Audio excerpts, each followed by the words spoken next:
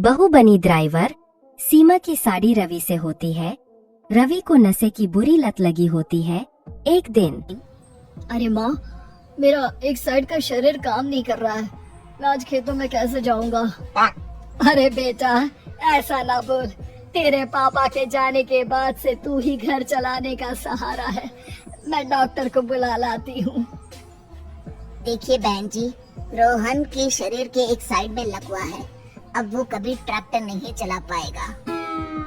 घर में मंहूसियत का माहौल हो जाता है।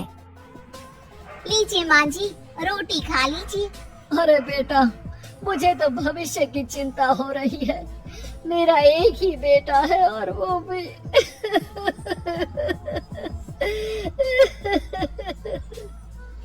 माँ जी, आप चिंता न करें। जब तक ये बीमार है मैं खेत जाकर काम कर लिया करूँगी। वैसे भी नशे के कारण इनका शरीर काफी कमजोर हो गया है। अगले दिन सीमा खेत में जाकर काम कर शाम को घर लौटती है। ये ले बेटा, पानी पी ले। कैसा रहा काम का पहला दिन? माँ जी, काम तो ठीक है, लेकिन मैं अगर ट्रैक्टर चलाना सीख लूँ ना तो काम और भी आसान हो जाएगा। अरे बेटा, दुनिया क्या कहेगी कि औरत होकर ट्रैक्टर चला रही है। माँ जी, या तो हम दुनिया देख ले या अपना घर, कोई बात नहीं। जब ये ठीक हो जाएंगे तो सब ठीक हो जाएगा। अरे बहू, जरा बाहर तो आना।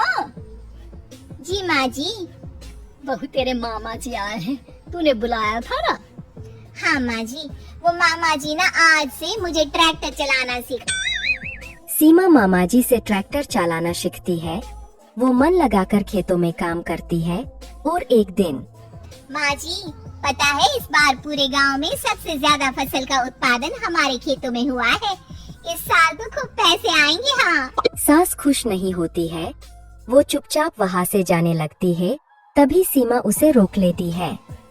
क्या हुआ माँ जी, आपको खुशी नहीं हुई? बेटा, आज डॉक्टर साहब बोल रहे थे कि रोहन के ठीक होने के लिए 5 लाख रुपए की जरूरत है। समझ नहीं आ रहा क्या करूं। सीमा शांत हो जाती है। अगले दिन सास सीमा के पास आती है। बेटा, ये मेरे गहने हैं। इसे अपने गहनों के साथ जोड़कर सुनार को दिया। जितने पैसे हो लिया, डॉक्टर को आज ही देने हैं। सीमा अपने गहने और सास के गहनों को लेकर दुकान में बेचकर पैसे लेकर घर आ जाती है। माँ जी, सिर्फ 3 लाख रुपए का ही इंतजाम हो पाया है। बाकी के पैसे कैसे आएंगे? बेटा, अब तो एक ही चारा है, हमें जमीन भी बेचनी पड़ेगी।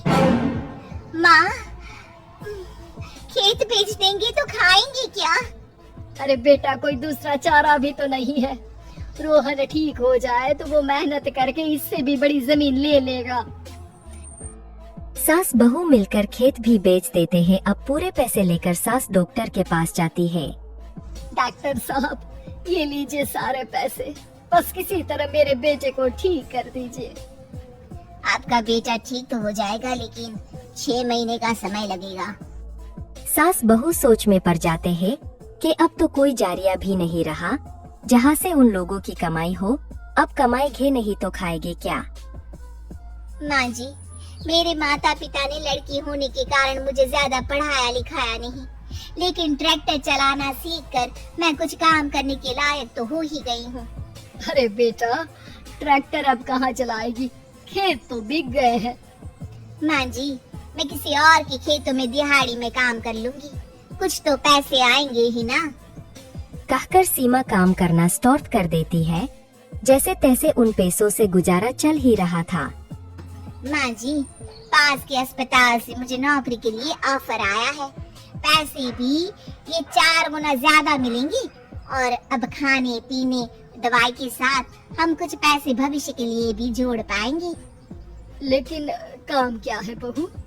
माँ जी, मुझे अस्पताल की एम्बुलेंस चलानी है।